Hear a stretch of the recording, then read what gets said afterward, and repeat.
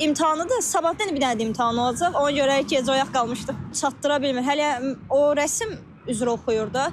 Nə bilim, elə olur ki, deyir ki, afisiyada da müəllim nə yazdı, da qalır. Da keçə bilmir, da məcburiyyət da yola vermiş olurlar. Ali təhsil müəssisələrində semestr imtahanları arasındakı müddətin az olması tələbələri narazı salıb. Onlar deyirlər ki, hətta bəzən bir gündə 2 imtahan verməli olurlar. Bu da hazırlıq imkanlarını məhdudlaşdırır.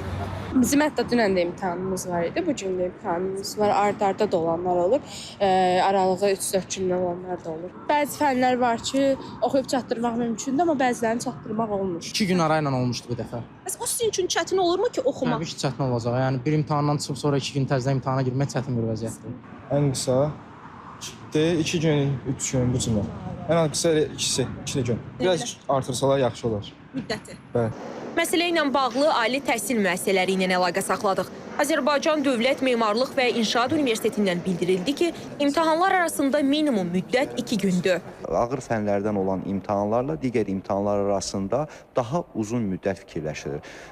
Əlavə olaraq qeyd edeyim ki, Azərbaycan Memarlıq və İnşaat Universitetinin uzun illər imtahan təcrübəsi formalaşıbdır. Bu təcrübənin daha da müasirləşdirilməsi, daha da təkmilləşdirilməsi üçün biz tərəfdaş universitetlərin təcrübələrini öyrənirik. Tələbələrimiz üçün üstün olan tərəfləri, metodları universitetimizdə imtahan sessiyasında və imtahan götürülməsi prosesində tətbiq edirik.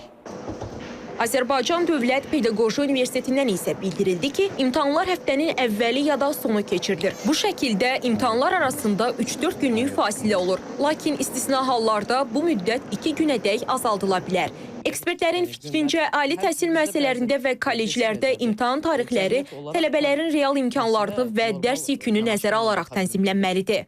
Beynəlxalq təcrübədən götürsək, xaricdə də imtahanlar arası vaxt elə çox aralığında deyil, maksimum bir həftə aralığında olur imtahanlar. Bəli, biz bunu Azərbaycanda tətbiq edə bilərik, amma Azərbaycanda tətbiq etmək üçün ilk növbədə imtahan sessiyasının vaxtını uzatmalıyıq. Yəni 30 gün ərzində, biz həftə sonları çıxanda 20 gün ərzində bir tələbə 6 fəndən imtahan verəcəksə, təbii ki, 2-3 gündən artıq bunu imtahanlar arası fasilə olmayacaq.